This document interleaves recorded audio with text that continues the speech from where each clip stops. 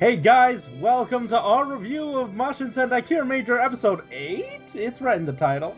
As always, I'm your host of Frozen Stratos. Here with me today we have Cinder Blaze. And Makotoa. my dudes. Welcome back. We got done watching this episode yesterday so that you guys could comment on it and we could talk about it in this review today. But before that, let's dive right into our thoughts and what another wonderful episode of Kiramager. How long do you think this can last? How long are we going to be teetering on this very tight rope? Who will drop first, 0-1 or Kiramager? I don't know. Like it feels really weird because I think with every new Sentai series, I think we always end up like liking it because of like the new novel ideas that it brings. You know, like the new forms, the new suits. You know, it's just like that breath of fresh air that just makes everything look better than it actually is. But I wouldn't say it's a fresh air. It's more of like an air freshener you spray just to pretend it's a little more fresh. But it's actually the same room you've been in the whole time. Yeah, but it feels like a different room. But for this series, I feel like it's actually good. Yeah, like actual fresh air. Yeah. Yeah, no, absolutely. And we started the episode with the previous episode Zord fight, and they still lose. Like, Yellow had to direct the team after Red passed out. Well, no, actually, I mean, like, it wasn't really him directing it. It was Blue who just went like, all right, let's split up the Zords, do a little distraction thing, and get the heck out of here. Oh, that was Blue? Yeah, I think so. Because he's the one that launches, or at Sky least... Mage. Yeah, Sky Mage. Yeah. So yeah, he coordinated that, but like, you know, that's just because it's his robot. Sure. And I did appreciate the follow-up to the sort of overworked nature of the episode. The message did sort of get a little muddled when it actually just sort of all worked out. But in the end, he was like, no, it worked out this time, but never do that again. That was horrible. And now have a taste of your own medicine. And now I'll hold it against you in a funny way. Yeah. I don't know. I still thought it was pretty well done. Also, usually in Sentai, there's this thing where, like, Red just sort of takes over the entire episode, like, steals it away from everyone, and just sort of, like, does the Red stuff, becomes the main character, and just, like, easily walks through the villain. But in this episode, that same thing happened, and I was all about it. Like, something was different here where I was completely on board with Red taking the show. If that makes sense. I mean, we've been set up with him being inferior to the rest of the team since the start. So maybe that's why, because we got the payoff of him actually having that extra value. I mean, like, we've had him have value, but extra value is a part of the extra value menu. You know, like, I think it was a little bit satisfying that we had this as a two-parter because the payoff was nice. Absolutely. And like it was all to like bolster the new Zord. And like at every turn, Kiramager is doing so many interesting things rather than just like throwing in a new power-up or something. They actually like give reason for it, and like there's actual significance to the rest of the episode with it, or the rest of that arc. And it's not just like a one and done thing. Yeah, oh, go ahead. Like they're definitely like setting things up. Like, one thing they set up from the beginning was like the little enemies would fuel like the giant mech things that they would have to, or the giant monsters that they would fight with their Zords. Yeah. And when the battle gets drawn out as long as that one did, they run out of energy, and like they have to rely on the smaller one to, you know, recoup the energy for the big one. So I felt like that whole like kind of cop out where they just couldn't finish the battle was good. Like, I don't think I've had like any complaints over it. Like, Garza has his like whole mental issues. That was also like something they said prior. And now with this whole like the similarities between Red and Mabashina's father, Aradin, or whatever, Mm-hmm. I could see them taking this in a decent spot. Like I honestly Yeah. don't know where they're gonna take it, but I trust them enough Mm-hmm. that it'll be satisfying.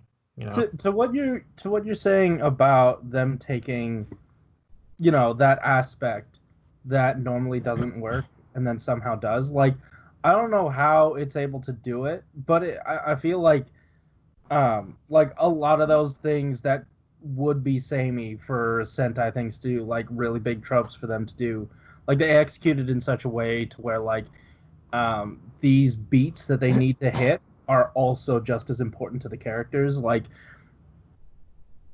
normally we'd throw in like a bunch of random Zords, and then we did that a few weeks ago with Yellow Story, but it was all tied to the Yellow Kirame Stone wanting to bolster his ranks. So then we just sort of ended up with those, right?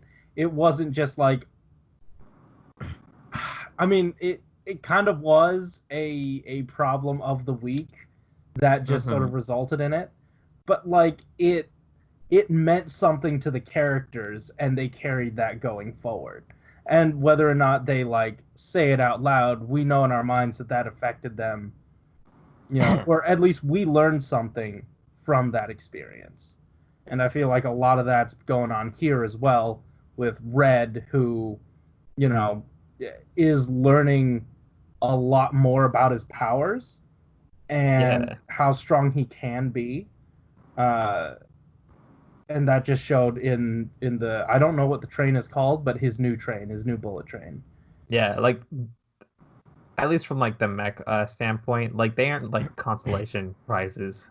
The whole power ups, they're tied in with something significant. Mm-hmm.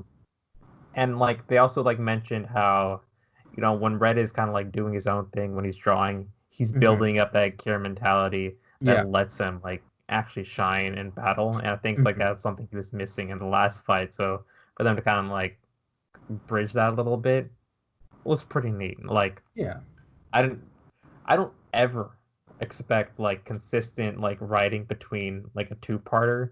Like usually those things are never in sync in Sentai. But for this one, I was like, what? Why does this make sense? Let me tell you why I think we enjoyed it as much as we did. Corey, do you remember how in Zoojer you weren't very happy about how the villain had almost nothing to do with the characters? Like their plot, there was no like vendetta, there was no reason why this villain just had to be fighting them necessarily. Like there wasn't much of a connection. I remember that being one of your complaints about the main villain for that show. Well, right here we have this dude, and he hates Red now for a specific reason that ties into his backstory. That ties into just pretty much the whole plot of the show, right? So I really like that a lot, that we have our villain's already been showing that he has a good, a solid personality going, but now I think it's going to be even more enjoyable going forward because he has a personal grudge against Red now, discovering that Red is like his brother was. Yeah. And I mean, usually we're giving that interesting dynamic to one of the subordinates, but we're giving it to like the guy on high. So that's pretty interesting. And I feel like just a lot of what Kiramager is doing is like Sentai but tuned up a little bit. Like we've been saying this throughout this entire episode, but everything matters. Every little aspect matters. And nothing's wasted. I don't feel like at any point I've wasted my time with any of these episodes. Or like usually my takeaway would be like, oh heck yeah, that was a fun episode. It was funny. Didn't matter to an overall plot or anything, but it was fun. Here it's like it's fun. It matters. Yeah. So it's like it's better. It's I guess more substantial. Though I still like my shots of funny. Yeah. What do you guys think about that mech though? I personally wasn't a huge fan of it. It looked a little weird, and like if it didn't have like the sunglasses as a focal point, it would have been one of the blandest Zords ever, in my opinion.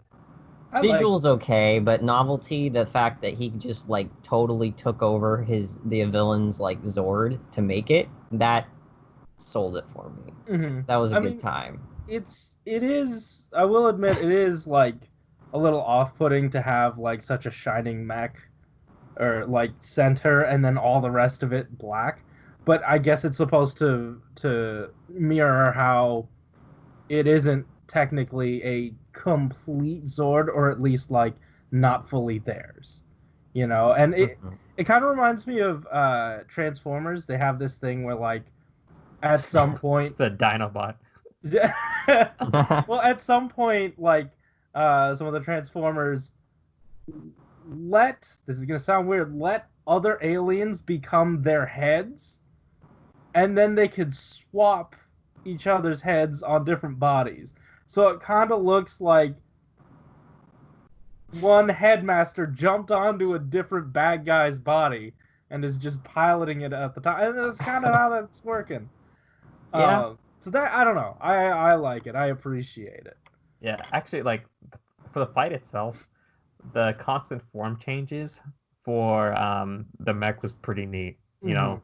Mm-hmm. Not something that we've seen before, I think. This kind of thing. Yeah. Yeah. I mean, like, we see it for, like, the smaller mechs, but definitely not for, like, something that's a little bit larger like this. To combine with a villain mech. Do villains even usually get them? So, Not like, usually. all of this is pretty unique. I mean, so hold on. far, Technically, right? in Re-Soldier, that movie, the bad guy did have the mech. The movie, though. Yeah. I feel like a bad guy gets a mech, like, consistently, but it doesn't ever combine with it. Yeah, it's not part of the system unless it's like, well, I mean, again, the Re-Soldier one, but also like the last time I remember it, or like the one in most recent memory is from Maji Ranger. They shared the horse, and then became the Centaur. Yeah. That's really it. That's the only other shared thing. And then that guy turned good, so then they just sort of had it. Yeah. So it was all fine and dandy. Spoilers, I guess. Yeah. I don't know. It was a good time. Did you guys have anything else you guys wanted to talk about before we hop on into the comments? I guess one negative. The only thing about the episode I didn't really jive with or find believable was that all the other Rangers didn't realize that they were overworking him. Wow, episode ruined. I guess it's trash, bro. It's garbage. It is. No, it was strange. At the very least, it was strange that Pink didn't. Mm-hmm. And like I was trying hard to sort of reconcile that. Like maybe, since she's a doctor and she works really hard, she just sort of realizes that someone who has such an important job, say saving the universe or saving the world, wouldn't need as much sleep. I don't know, or would want to push themselves, but like I don't know. I have no idea. Guys, got comments. Yeah. First from Double the Unknown, he says, another great episode, but I am more convinced that now that Garza's just general number one since he awakens calamentality, like instead of cure mentality, it's calamity. Yeah. Calamentality. Clam! I like that. You awaken clams! Clam mentality. Clam mentality. Calamity Sam. It's the mentality of shellfish. At the end of the episode, that creepy guy made it seem like his colleagues already possesses that power. Plus, Smog Joki has been rendered pretty useless in his control, and King Express doesn't appear to have any other combinations. So I can easily see Garza meeting his end shortly after the sixth member appears sometime down the line to make way for a new general. Hopefully I'm wrong, though, because I really like Garza. Plus, that creepy guy has got to go instead. I absolutely agree. We gotta get rid of it. It's disgusting. Nope. I like he him. reminds me. Get out of here. He reminds me of like OG Power Rangers like villains. Just that really. No, I love it. it's disgusting. It's so bad that I like. It's gritty in that gross way that some of the old Power Ranger like villains had. I don't know. It's a little nostalgic. He is a beautiful boy. Leave him alone.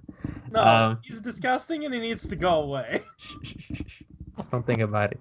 I honestly want Garza to stay around a little bit longer and hopefully kill the other generals in like an anger fit. So like by the end of the series, he's killed basically every general except the last one. I mean, it'd be cool to like if he sort of unlocked Calamentality in himself, and then he just sort of is the most powerful person to wield Calamentality, and then just like blazes through everyone else and eventually ends up taking over. That would be neat. Like then we get to see his ambitions grow, and he will be able to find himself in a place of power, and you'd get to see like him slowly achieving his goals through a different organization. Yeah. And then he just decides to leave Earth alone and just conquer other planets, and he finds that he's very successful. Because no one else has Rangers. It's just Earth. Yuki Miyazaki writes, I will be sad if they killed Garza. Now, after what he brings through the show so far, why do you guys think he's gonna die? I don't. Where are these death tolls coming from? Where's the? Yeah, we say this, but he might die next episode. Are you doing that thing where you're trying to jinx it again? Yes. Yeah, okay, we're doing that. I like he becoming more and more angrier after getting beaten, not physically but mentally, Kira mentally, and being pushed on toward achieving true soul of hatred. That is Calamentality. Clever name there, Toei. Now we will get another green-focused episode. What in the carnation have happened to Sentai writing team? Did they finally making each character matter? If so, that's amazing.